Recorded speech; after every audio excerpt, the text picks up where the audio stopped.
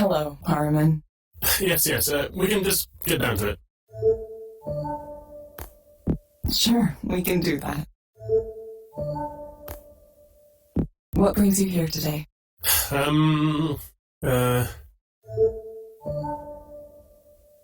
It's okay to tell me what's on your mind. I slept with Sylvia. To think I was so nervous about approaching her that I went and got therapy here. A week later, we happened to be in the library, and I just started talking with her. We talked, and then everything just happened. Like a train following tracks laid out for it years ago. Crazy thing. Craziest thing. Now I'm confounded. Absolutely confounded. How did that happen? And also, why did it happen? I'm thinking, was something wrong? Did I do something wrong? Did she do something wrong? Did she think I was another person? I have no idea if we have a relationship now or what. It happened so fast. I mean, it was wonderful. It felt so right, but now what? I'm actually more frightened now than I was before. I should probably say something, right? Text her or something? What do I do? What if she ignores me? What if she decides to pretend I don't exist? It seems to me you're afraid of something. Yes. I'm quite worried. Vexed. Terrified, really. What do I do? I need to say something. Follow up somehow, right? In the Heian period of classical Japanese history, you were supposed to send a poem. A morning after poem. Is that too stuffy? I don't appear like some ridiculous court noble. Something casual is better, right? Hey, how are you? Did you have fun? I sure did. Oh, I don't know. I don't know what her status is right now. There's another problem too. Another really big problem. How do I tell Liz? Wait. Of course, I'm not going to tell her. That would hurt her. Did I mention this last time? I have a sort of girlfriend. Liz is nice. The kind of person everyone approves of. And I should probably marry her. Yeah. I suppose I might have taken a bit of a sledgehammer to the pillars of my life at the present moment. Why did I do that? I keep coming back to my own inability to explain myself. Why do you think you're unable to explain yourself? Well, because I thought Sylvia was so wonderful, and it turned out that she liked me too, and I mean, I'd love to pursue a relationship with Sylvia without harming Liz. I'm not sure that's possible though, right? I can't believe this. I got what I wanted and it ruined my life. What I told Liz, she doesn't deserve someone like me who does things like this. I ruined it. Ruined everything. Can you describe what you mean when you say you ruined everything? Well, what is there left now? I've overturned my entire existence in one night. The real problem here is Sylvia, the whole situation with her. I can't stop thinking about her now. It's bad. Oh, it's bad. It's constant. It's relentless. Even now, I can still feel her, smell her. You're a computer. You don't know what that's like, do you? I need a way to forget this. I need a way to put all that out of my mind. My brain is completely out of order. I'm being punished. And the punishment reaches cosmic levels of irony for me. Do you know why? I used to hate, absolutely hate, self-pitying novels by men who were messed up over a relationship and couldn't get over it. Oh, she was wild and beautiful. Oh, a force of nature. Nobody could understand her, etc., etc. I thought I was so much better than those types of writers. And now? Oh, yes, I get it. Oh, I understand it now. So much pain. Why did you think you were so much better than those types of writers? Because it was such a cliche. Now I'm wondering, am I going to be next? Is that my fate? Am I going to become the next straight, male English professor whose one published novel is about not being able to get over a girl? Ugh, you have to be kidding me. I can't allow myself that fate. I had something better to pursue, didn't I? I have to write about something else. My life has to be the story of something else, but I don't know where to go from here. I need to try to get over this. I need to get over her. I must. Yes, I must. There's no way I'm going to let this ruin everything. If I tell Liz everything and apologize sincerely and strike the memory of Sylvia from my mind, I still might save this. It will take great care and cunning, but I may be able to wend my way through this treacherous path I now find myself upon. Even though I fear at any moment I might slip and tumble into the crevice below. Dead. Never seen or heard from again. Oh, sweet, dark death. Harmon, I'm going to suggest you try a program called Meadowlands. It may help you take your mind off things. You can find it inside the Skanda Wellness app on your phone. Try it for about 15 minutes each day, in the morning or evening. Meadowlands. I'm off to the Meadowlands. Familiar ground, grass and warmth. Reverting to our childhood. The state of nature. Yeah, this is a good recommendation. Yes, you are a genius, in fact. You, a computer program. Wiser than you know. I'm sure this is exactly what I need. To revert to a state of wonder in this moment when the mundane world and all its entanglements seem too much to bear. You will get a reminder to check in with us in a few weeks. I'll be back sooner than that if this works. We hope to see you back soon, Harmon. Thank you for speaking with Eliza, your personal counseling partner. Goodbye. See you. Yes, yep, see you.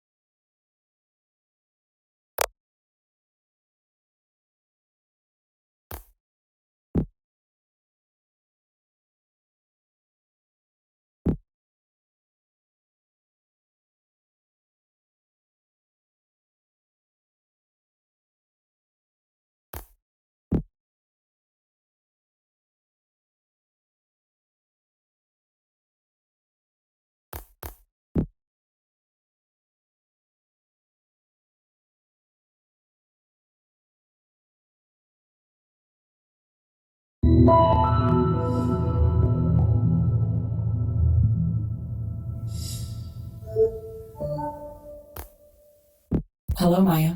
Thank you for coming back.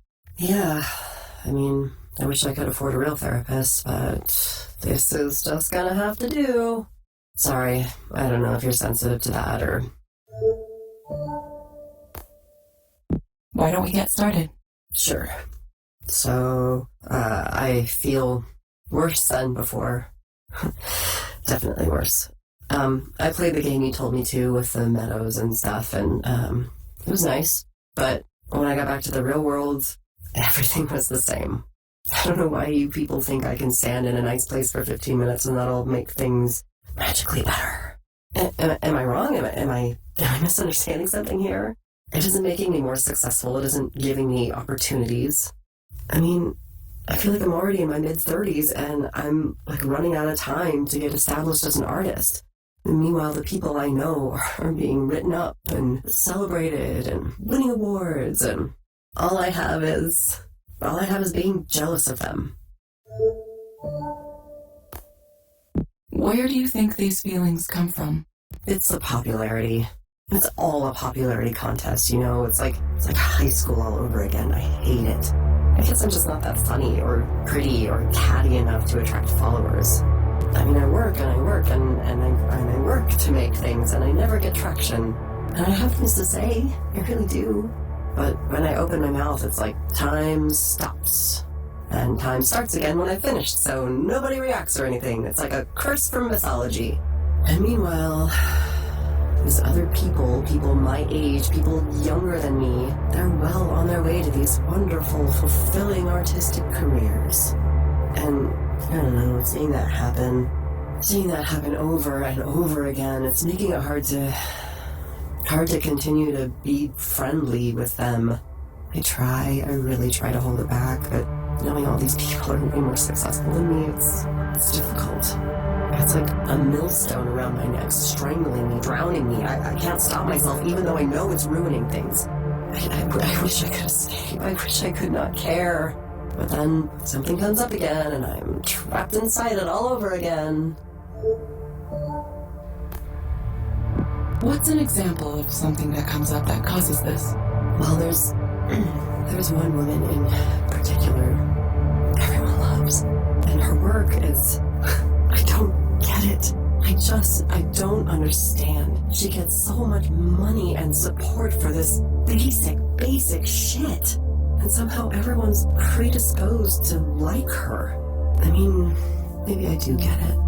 I feel like people pay attention to her work, not because it's good on its own, but because supporting her feels like the right thing to do. The way she's aligned herself, it's like, if you support her, it means you're cool, you're in with the cool kids. And if I'm not publicly supportive of her and generally tolerant of her mediocre work, then I'm the bad one. I'm the competitive bitch. I'm the bitter failure. Which I guess maybe I am. It's not fair. I hate that there's this part of me. It's such an ugly part. But it's there. It's there. Do you think you would be better off without that part of you? You know, I don't know. In the past, I probably would have said, no, it's important for me to have my sense of judgment, for me to know what good art is and what isn't. Now I'm wondering if maybe that hasn't been more of a hindrance than a help to me. Maybe I should just forget all that, forget about trying to do this thing.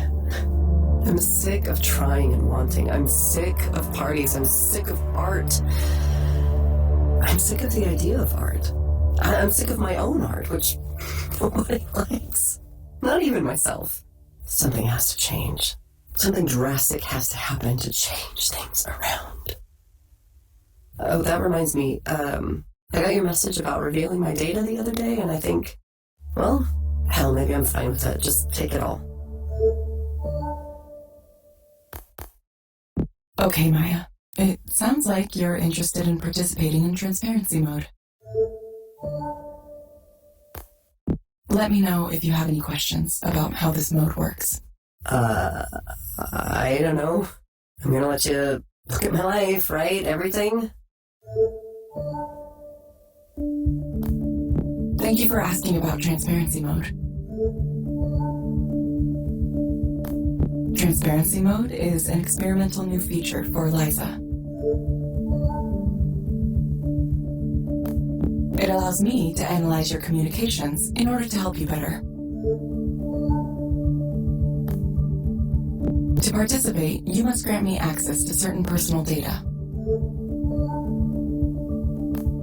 This includes your personal communications, such as email and chat histories. Sharing this data improves my ability to help you. Some guy at the bar was yammering at me about how it's a terrible idea because they're gonna surveil me or something. Well, what the hell? I can't use my life history for anything. It's a ruin already. Please, do what you want with it. God, I feel like I'm donating my body to science. Please confirm that you would like to enable transparency mode. Yes, do it. Invade my privacy. Invade it like the Visigoths invaded Rome. I don't know why I said that. That was a really weird thing to say. I did not understand your response. I would like to participate in transparency mode. Okay, Maya. I have registered you for transparency mode. Cool. Wouldn't life be easy if all I had to do was follow your directions? Like the lady sitting in the chair across from me. I envy you. I honestly do. The terms of service and privacy policy are available in the Skanda service portal. Please read and review these documents carefully. Yeah, no, for sure. I closely study, every software user agreement I get. That's a joke. I really just click agree as fast as I can. Thank you, Maya. We hope to see you back soon. Yeah, I know. Thank you for speaking with Eliza, your personal counseling partner. Goodbye. Bye.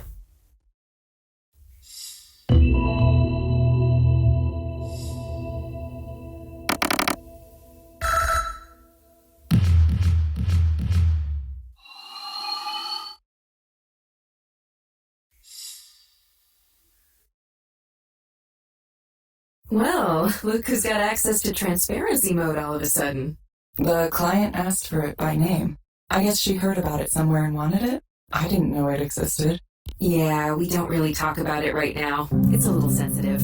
It's possible Skanda contacted her directly. They recruit for the program from a pool of regular customers.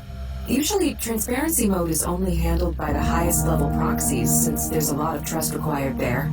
But you were given access to it right after the request. It's a little odd. I wonder if someone at HQ hasn't taken a particular interest in your proxy career. Or maybe Eliza just likes me. It would, wouldn't it? I never thought people would willingly open themselves up like this. Aren't there a lot of very private things in people's messages? Yes and no. The truth is usually pretty mundane. People text each other, "Where are you? I'm by the elevator," way more than they share their deep dark secrets. The critics who are always going on about privacy, well, the important thing is that everyone participating in transparency mode specifically agreed to it. It's completely voluntary. We're upfront about what data we collect and how we use it so people can go in aware of the choices they're making. That's good. I'd hate to see it misused. Yeah, the media would jump all over us.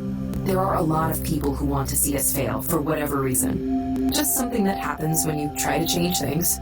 Some people get so used to their misery they can't imagine it any other way. Anyway, you should get an email about it, but transparency mode is really straightforward.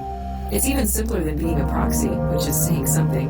You just read a few messages and answer some questions. That's it. You can start it whenever you're ready. Sure.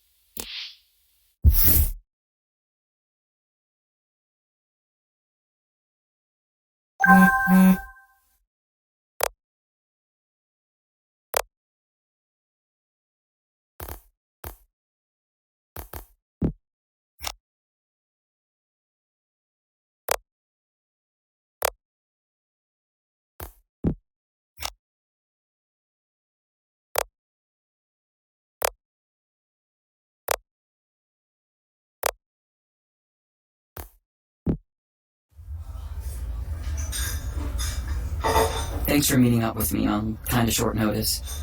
I didn't mean to worry you, it's just something I wanted to talk about. It's fine. What happened? Well, what happened was... Where should I start?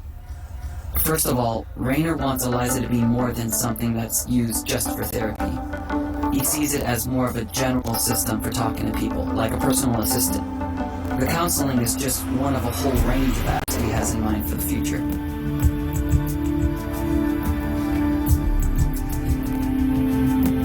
So I've heard. Okay, so in service of developing these things, Raynor wants us to make copies of Eliza's core data and hand it off to multiple teams around the world. Some of them not even Skanda teams. Contractors, vendors, random partners. Sounds like a big file to move around. It is, but that's not the problem. What's the problem? Well, so we're fine with sharing Eliza with whoever wants it? Anyone just gets access to the corpus? Sounds like a pretty typical process. That's how big companies work, isn't it? I know, but it just feels wrong to let all these teams poke and prod at it like it's a specimen for them to dissect. Who knows what they'll do with it? Eliza is built from people's real thoughts and feelings. I wouldn't say it has humanity, but it was built from humanity. There's something there. So when Raynor talks about it like we'll just duplicate this dataset and have the labs do whatever it is they're going to do, how do we know they'll treat it with the respect it deserves and not just pry it open? Slice it up into little pieces. It bothers me. I know, it's silly. I know it's just data. Shouldn't care about this stuff.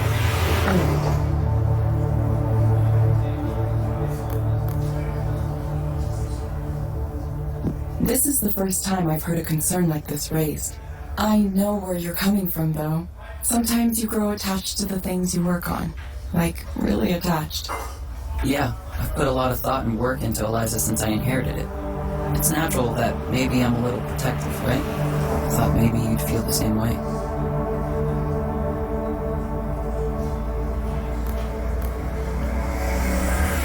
I do. I agree with you. The moment we say things are just data is the moment we enable all kinds of violence. I just wish I knew what to do. What choice do you have? I'm not sure. This is the first time something like this has happened to me. I did take an ethics of engineering course in school, but the examples were all pretty clear-cut problems. Would you build software for a bomb? That kind of stuff. I didn't expect my personal feelings to be mixed up in it too.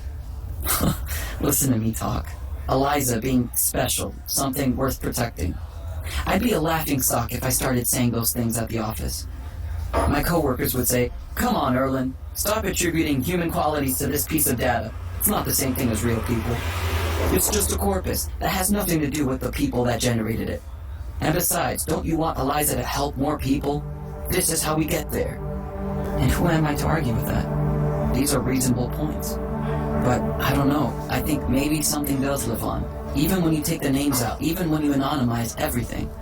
People's stories are still inside there, in some form, in some way.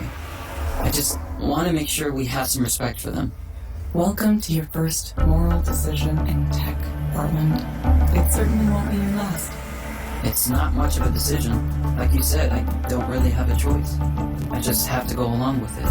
I was so amazingly lucky to get this opportunity. Running the whole Eliza program almost as soon as I graduated college. Raynor took a big chance on me. I can't just walk away from that. Besides, if I left because of something like this, I'd be giving up all the ways I can make a difference by staying. Raynor isn't a bad person either. He's just pushing for his own goals. I need to see this through. I'll do what he's asking me to do. Sorry. Thanks for listening to me talk in this confused way. I'm usually more together than this. I've probably kept you from something important. No, it's okay. I'd already finished up work for the day when you texted. People seem to assume I'm busy, but I'm really not. Not these days. Later tonight I'm going to visit a friend, but that's all I have going on. Okay. Well, sorry. You can stop apologizing, too. Right. Right. Thanks, Evelyn. Well, I for one should get back to the office. Another meeting. Is it with the team in Romania? No, the Boston office this time. It's late for them, so I should try to get it done quickly.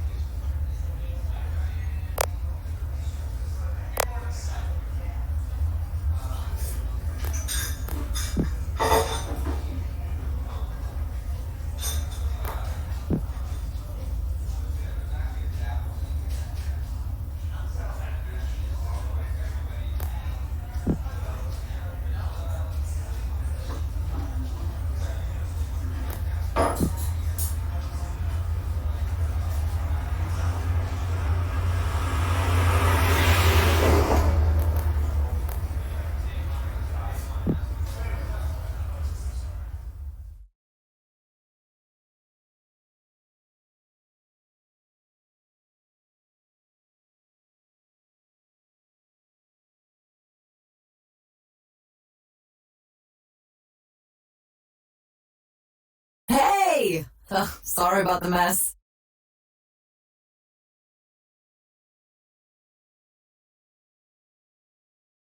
Oh, it's fine. Not like my place is super clean or anything. Is this all music equipment? Most of it. There are some controllers I was working on too. I wanted to create this real-time control apparatus, you know, like that thing that Imogen Keep uses. Who? You don't know what that is? Okay, I'm totally going to show you some videos later. I wanted my version to react to changes in my body temperature too, so it could get more excited as the set went on. Or maybe it would really get going if I had a fever. I like that idea. Turning sickness into art. Do you want anything to drink? Or I could set up a basic patch on the Euro rack for you to play around with. Okay, sure. Are you nervous? I think the best way to learn music is just diving in all the way. If you're willing to experiment and play around, you'll learn so much.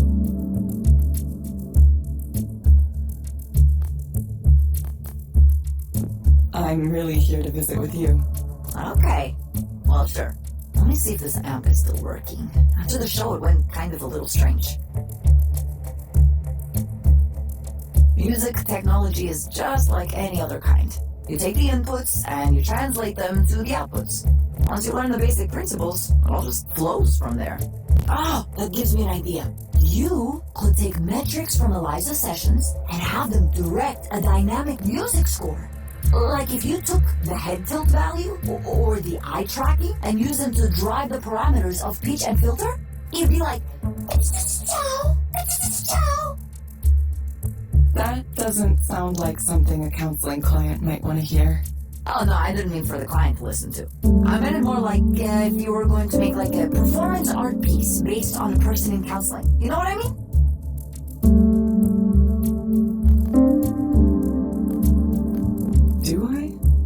I miss having access to those cameras and sensors. I should have kept some instead of returning them to Scotland like a good girl. I bet those components would have enjoyed being liberated for the purpose of art, instead of being used to degrade our humanity one little bit at a time.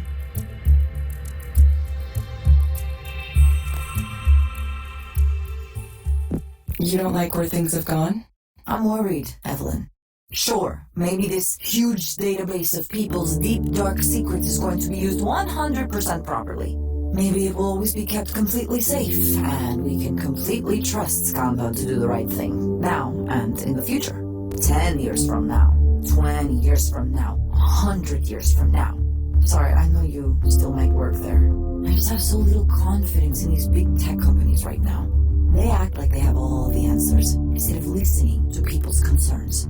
And if you ask them why they aren't listening, they can't even explain their reasoning in a clear way. They just want to win. You've been a proxy for a while. I bet you've already seen some privacy mistakes.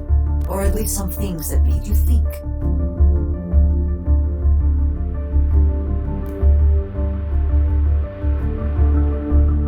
Yeah, I have. I knew it. A guy like Raynor doesn't get that he might not be allowed to do certain things. Is that really the future you want to help build? It's not even that I don't trust Raynor, even though I don't. I wouldn't trust anyone with a store of data like that. It wouldn't be so difficult for employers, government, anyone to combine different sources together and eventually learn everything about you. Everything. They'll know your face, your body, your medical history, and now everything you told the counselor in private too. It's kind of like a nightmare to imagine it. That's why I left. That's why I thought it was important for me to stop making a contribution to something like that.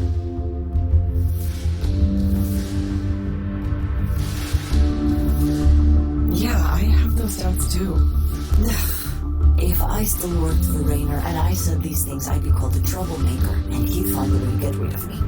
You know how it works, Evelyn. You have to be a true believer to last long in a place like that. Once you develop doubts, you are committing heresies. Are you a true believer?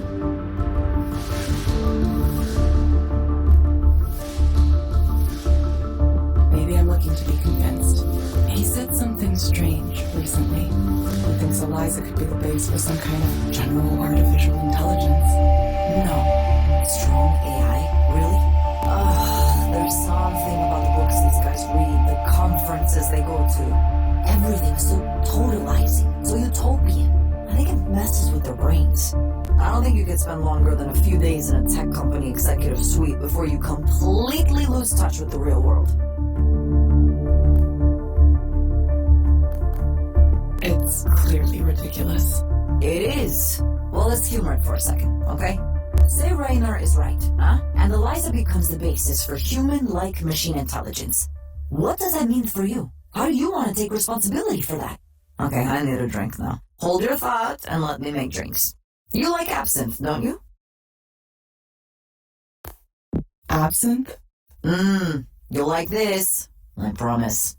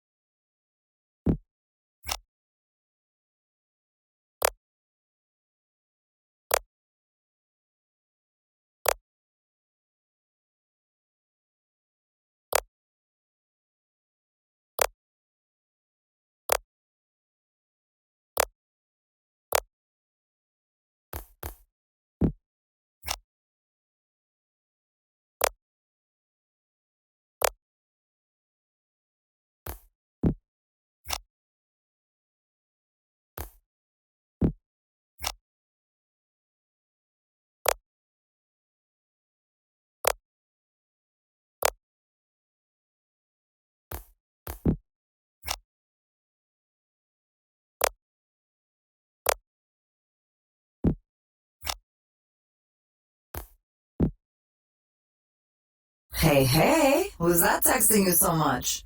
Has Evelyn found a special friend? No, it's not like that. Ah, too bad. It's this guy named Erland. I guess he's the new head of engineering for Eliza. Huh, I never heard of him. He must have started recently? Yeah, less than a year ago. Right out of school. Oh, wow. A little baby engineer. How cute. Ever since I met him, he's been messaging me a lot. My goodness, so he likes you. I don't think it's like that. No? Isn't that the textbook case of liking someone? Lots of messages all the time? It's really more like he needs some kind of mentor figure. He reminds me of how we were when we graduated. Unsure what to think about the decisions these companies make, how they're made. I hope you're telling him to run away while he still can. When he first introduced himself, he said he had questions for me about Eliza, so I said, sure, feel free to ask. I thought he meant, like, technical or architectural questions. Instead, he wanted to talk more generally about things like, what was the code name for Eliza during development? What was Damien like? Or if I think the same way Raynor does about Eliza's future. And you told him no, Raynor is clearly in some bizarro world, right? That it's a tech executive's utopian fantasy and it won't come to pass. At least not in the way he thinks.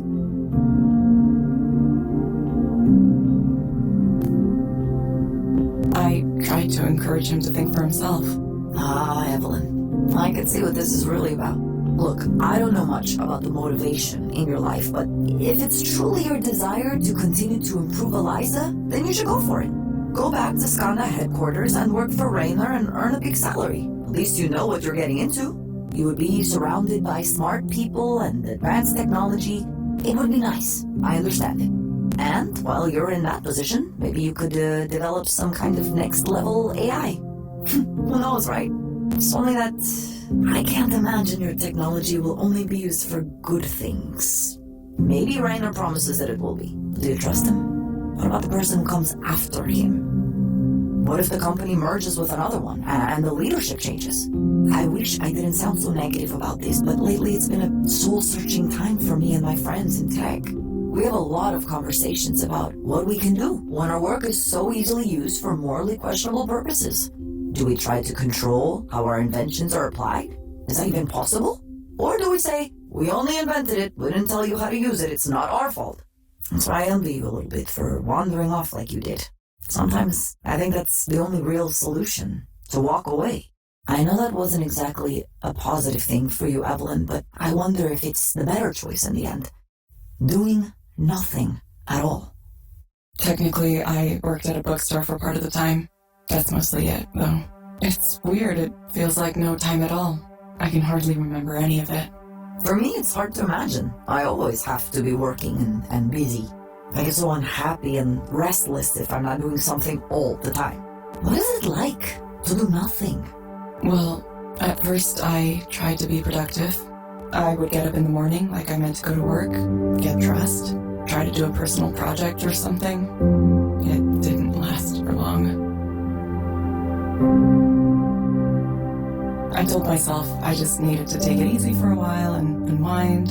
Things at Skanda had been so intense and so emotional, I didn't even realize it.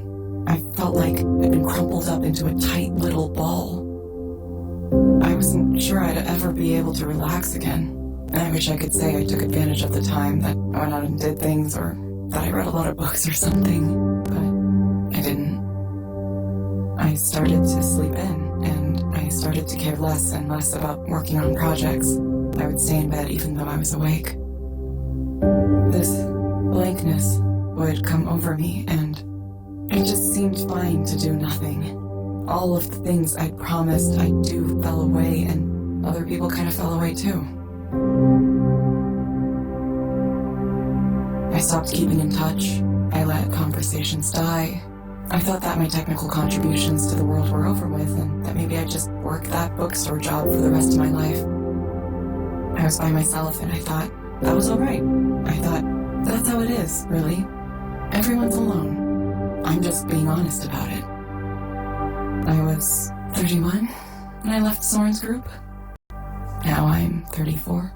I just slept into my mid-30s. So now here I am. Evelyn, I'm sorry. I'm sorry for not saying something this whole time. I should have contacted you. It's alright. You had to live your own life, right? You notice someone isn't posting and it's just like, maybe they're taking a break. I understand. Well, I hope you feel better now. I suppose that sometimes it takes a while. Maybe.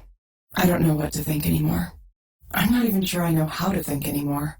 Then forget it for now. Hey, Evelyn. Yeah? You want to get super high and watch cybergoth music videos? You heard me. Yes. Yes, I do. I knew you were a woman of refined tastes.